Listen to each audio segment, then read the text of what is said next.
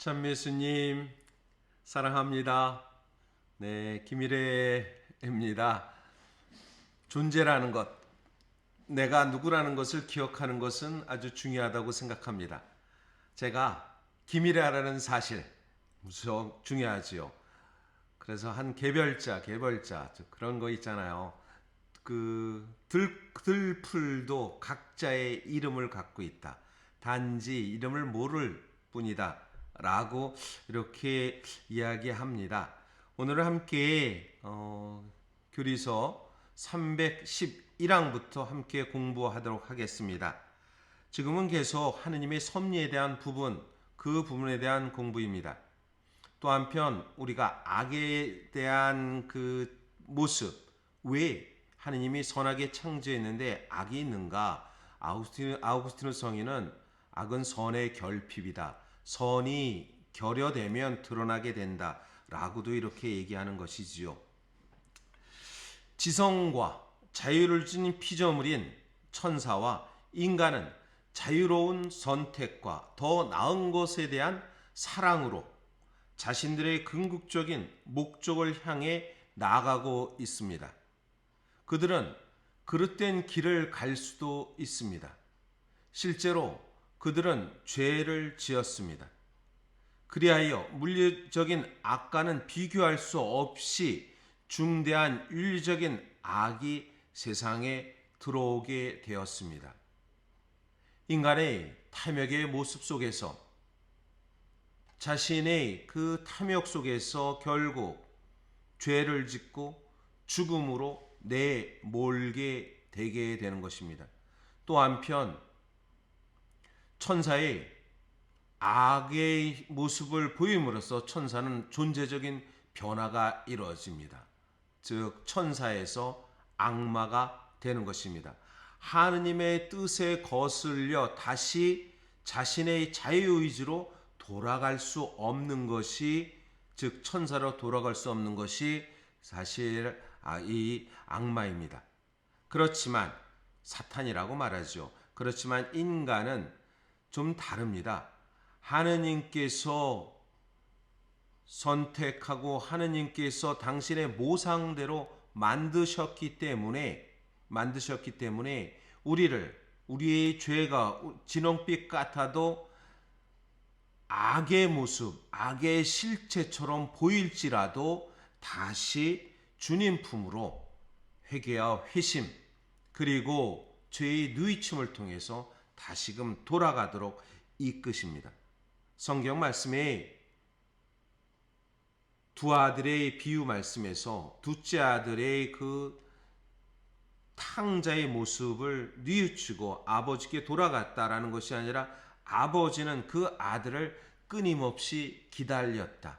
즉 하느님의 모습이라고 이렇게 말할 수 있는 것이지요. 하느님께서는 당신의 피조물의 자유를 존중하여 악을 허락하신 것이며 신비로운 방식으로 악에서 선을 이끌어내십니다. 아우구스티누 성인의 말입니다. 전능하신 하느님께서는 최상의 선이심으로 만일 악에서 선이 이끌어내실 충분한 능력과 선을 가지고 계시지 않다면 당신의 피조물들 안에 어떠한 악도 존재하도록 방치하지 않으실 것입니다. 악의 존재는 결국 없어지지만, 그러나 악의 모습의 그것을 완전히 종식하고 사라지게 할 수 있는 것이 아니라 하느님의 선을 이끌고 최상의 선이 드러나기 위해서 악이 있다라는 것을 이렇게 교회는 가르치는 것입니다. 이래요 시간의 흐름에 따라 전능하신 섭리로 하느님께서 당신의 피조물에서 야기된 악의 결과에서, 물론 윤리적 악의 결과에서까지도 선을 이끌어내실 수 있다는 것이 드러나게 되었습니다. 요셉은 형제들에게 이렇게 말합니다. 창세기 45장 8절 그리고 50장 20절의 말씀입니다. 나를 이곳으로 보내신 것은 여러분이 아니라 하느님이십니다.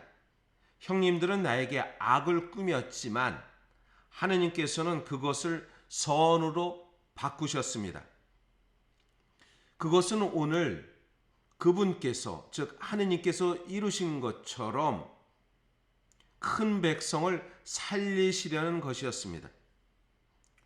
이제까지 저지른 가장 큰 윤리적 악은 모든 인간의 죄로 일어난 하느님의 아들의 배척과 살해였습니다.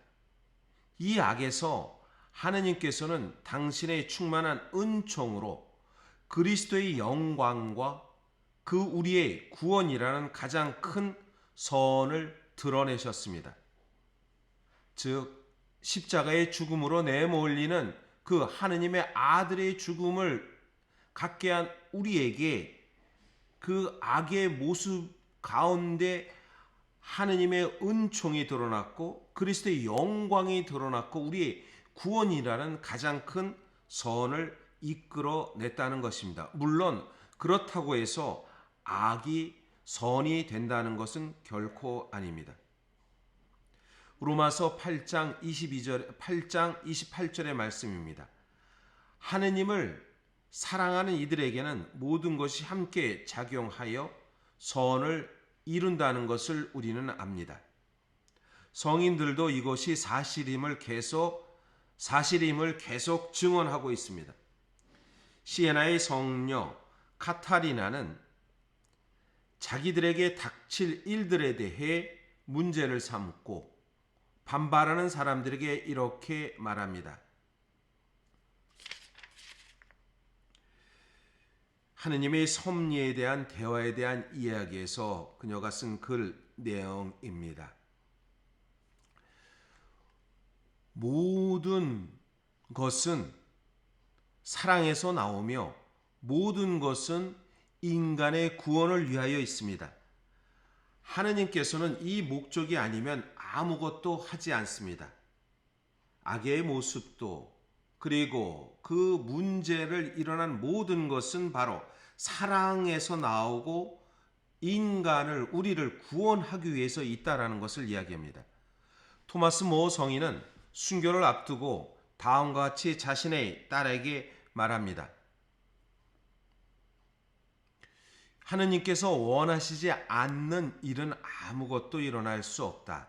비록 하느님께서 원하시는 모든 것이 우리 눈에 매우 나쁘게 보일 수도 있지만 그래도 그것이 우리를 위하여 가장 좋은 것이다. 순교를 앞두고 딸에게 이야기한 것이지요. 모든 것이 나쁘게 우리 눈에 보여도 그것은 바로 우리를 위해서 가장 좋은 일이다 하면서 토마스 모어는 순교를 하게 됩니다. 또 노리치의 줄리엇 여사는 이렇게 말합니다. 그의 쓴 글인데요. 그래서 편지글에서 나오는 이야기입니다. 그러므로 나는 하느님의 은총을 통하여 신앙을 굳건하게 지켜야 하며 마찬가지로 모든 것이 다 선하리라는 사실도 굳게 믿어야 함을 알게 되었습니다. 그리고 당신도 모든 일이 선이 됨을 깨닫게 될 것입니다. 314항입니다. 우리는 하느님께서 세계와 역사의 주인이라는 것을 굳게 믿습니다.